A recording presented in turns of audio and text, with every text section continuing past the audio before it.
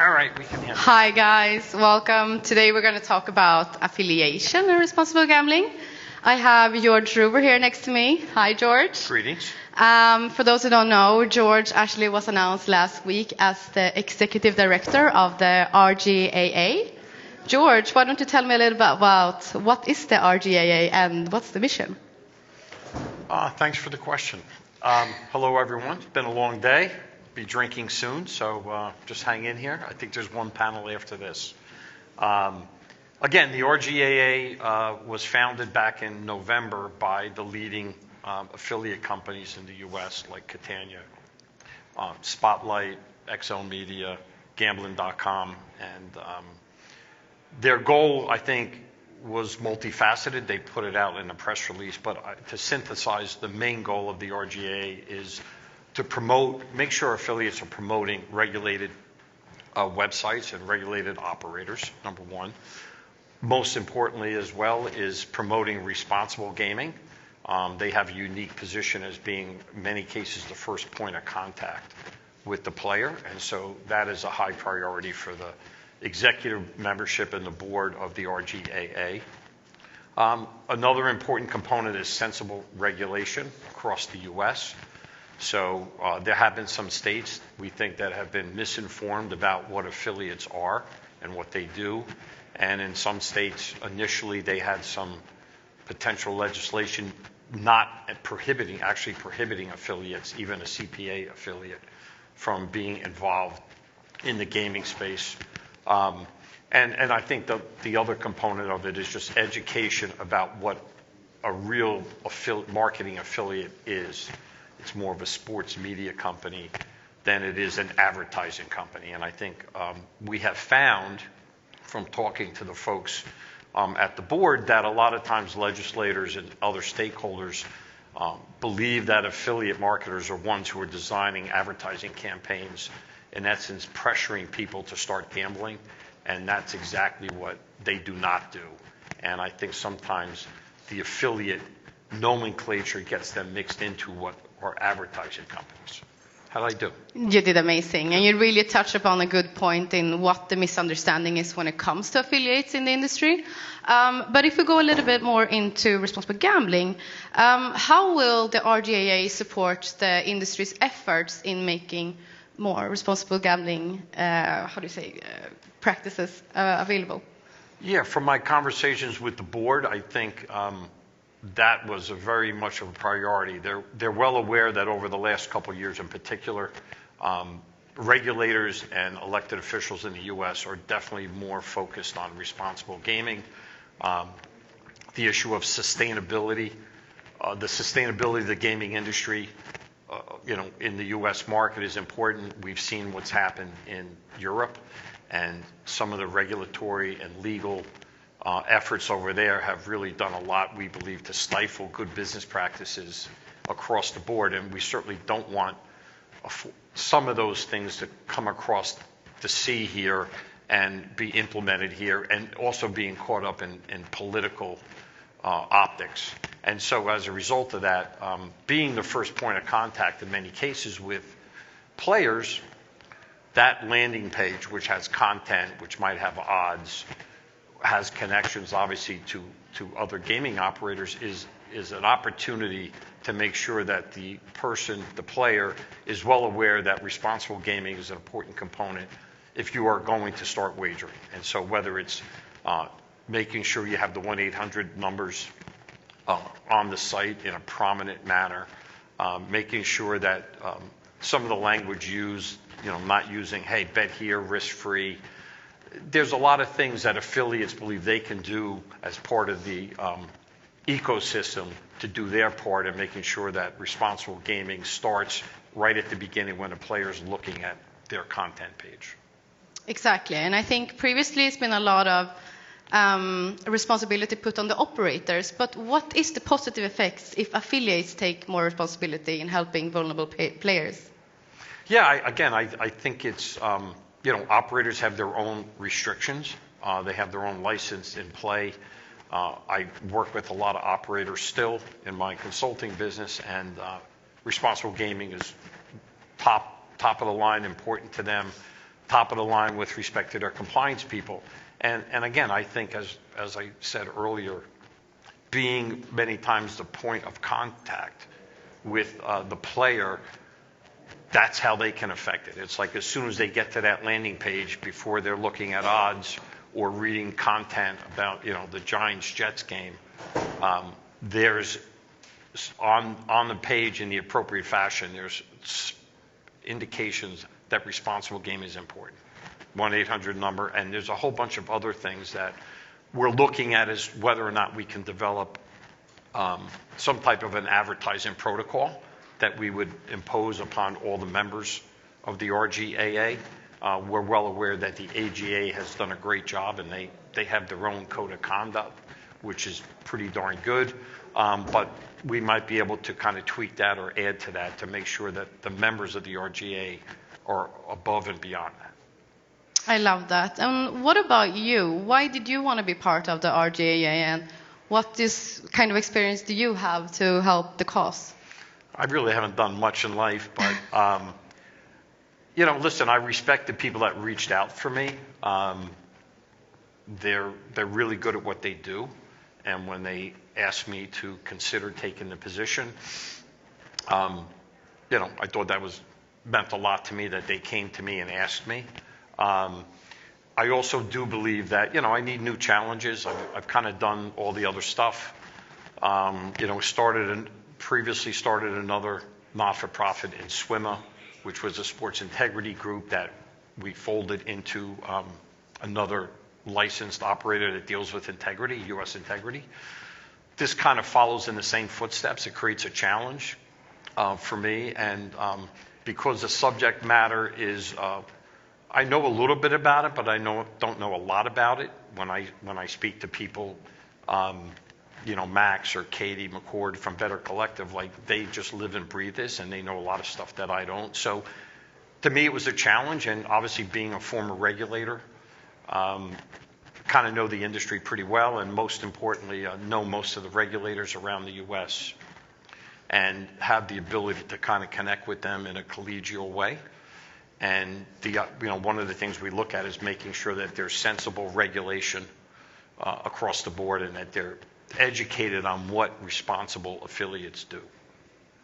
That's very good. I think that's very important. But do you think I'm qualified? You can say no. No, I do think you're very qualified, especially because you are have worked with regulators, and I think it's so important that we change the view of how affiliates look right now. I mean, for me, I've been in the industry 13 years, but I've never wanted to be an affiliate up until 2 years ago, right? Because when I got into the US, I think it's important that we have the opportunity to change this market, right? We can do something different here when it comes to responsible gambling and affiliates. Yes. But going back to the RGAA, what are your key initiatives?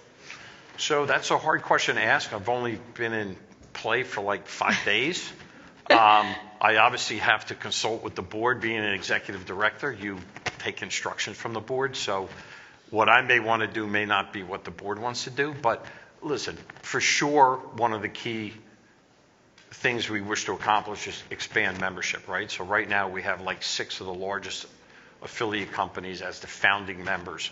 But obviously, it's much more important that we be able to attract additional affiliates to be part of the RGAA.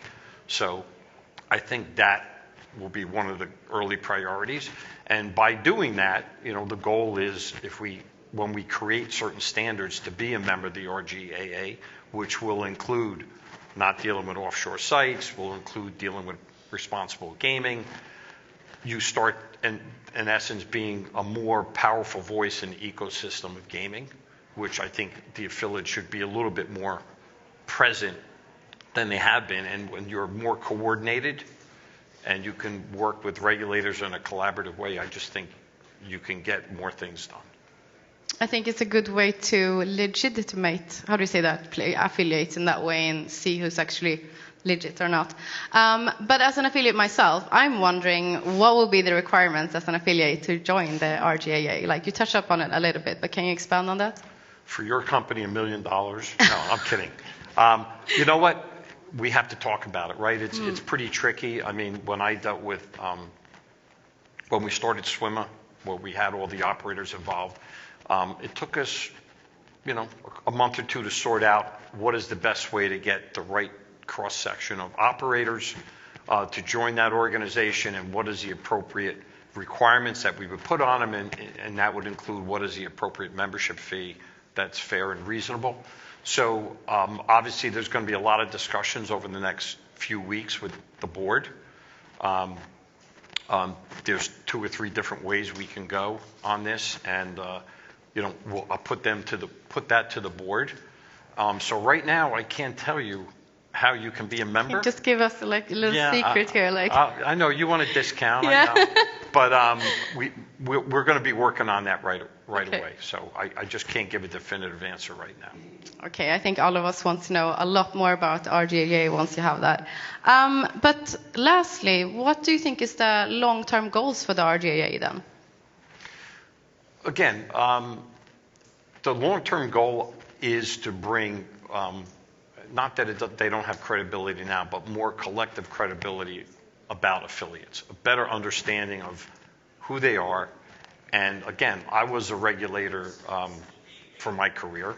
And in 2013, we launched, iGaming in New Jersey, first one in the country. And we heard about affiliates and how they're really bad people. And for the first year, we had no time to really spend a lot of time on that, because we had to learn all this other stuff about just licensing people and. Right. And so it wasn't until 2014 that we kind of focused on, okay, what are we going to do with these folks? And of course, we heard a lot of bad things. So my point is, even then, back then, there was this negative perception of affiliates, and they were cowboys and cowgirls, and they did crazy things. But what I have learned as a regulator, even before I retired, and certainly much more since I've retired, that they're really important to a successful ecosystem. In particular, effective affiliates keep a lot of players out of the black market, right? And that is an important thing across the board. It deals with underage gambling, it deals with responsible gaming. And so that's the main goal. The main goal here is to have a collective credibility to affiliates and get the message out that they're an important component to the ecosystem, and that they are going to do nothing but help the ecosystem. And again, operators wouldn't be hiring them if they didn't think they had value to them, right? So these big companies that are very good at what they do, whether it's BetMGM or DraftKings or FanDuel, if they could easily do what affiliates do, they would do it in-house. It's clear that they recognize that these folks have a very specific expertise, and they're good at it. And so they're important to the ecosystem in that way. And so we just want to make sure that, our message is conveyed and our goals are conveyed and understood properly. I love that. And I also think what a lot of people forget is that affiliates is a lot of times the first contact point for people who wants to learn about gambling when they do research. So it's really important for affiliates, in my opinion, to be very proactive when it comes to responsible gambling and teaching them about what tools are out there and stuff. But we have a couple of minutes left. Do we have any questions in the audience? No? Bill, you don't have a question for me? Where did Bill go? Yeah, Bill was here. There Do you want to have any questions? Okay. Yeah. Let's go. I'm kidding. George, you do. talk about how hard it is it's like herding cats, right, to get an organization off the ground that's good. How do you get competitors to kind of collaborate and understand also those who are a little bit tight in the pocket, who think they're going to get the benefits of the work you're going to do and not pay for it? How do you get around that? Good question. Yeah, listen, Bill. Yeah. I mean, you have the substantive part of it, which can be fun, and we all know how to do the substance, but more importantly, that's like the logistics and economics of it. And it's really tough. And you have to be creative. People have to be willing to be flexible. Certainly, the larger players may end up having to contribute a little bit more than some of the other players. Again, I can't speak for the board. I can't speak for them, but that's exactly the issue. There's always people who want to just ride the coattails and not be part of the membership. And I guess the ultimate goal, it's kind of like when we did swimming with the Sports Wagering Monitoring Association, Integrity Monitoring Association. The idea, I think, is to create a brand and a reputation for the organization where there's a value to being part of it. And by definition, if you're not part of it, there's somewhat of a negative to being not part of it. And so it's possible that if we can pull this off and get a bunch of people together and deliver a good product and a good organization, operators could get to the point where they're like, hey, if you want us to hire you as an affiliate, you're not part of the RGAA, which gives us comfort about how you're conducting your business every day. So it could trend in that direction, Bill, and that creates the ability, I think, to get people to realize that you really need to be part of it, and it may cost you a little money, but in the long run, it's going to be a good investment. I love that. Thank you so much, George. Yeah. Last question, anyone? Anthony Stranger, do you have a question for me? Go ahead, Rob. Yes. It would seem to me that an affiliate could not, once this organization is set up, an affiliate will have to join. They can't not be part of it because they'll be run out of business. DraftKings couldn't do business with them if they weren't a member of the association. Is that a reasonable way of looking at it? Listen, I don't think we want to say that. I mean, that's a little bullying, like, to me. Well, I'm just saying. I mean, we don't want to say that. We're hoping that our actions lead to that. Obviously, as of now, there isn't a particular legislation or regulation in any of the states that requires you be part of an organization that, if you're an affiliate, where they had some for integrity monitoring companies, right? But the end result is kind of what we would like to get, which is that, you realize as an affiliate, we really should be part of this, and there's value to it. So hopefully it gets to that without, using a stick. Thank you for your question, Rob. And thank you for everyone to come and listen today. Thank you to George for coming here, and have a great day. Thank you, Rob.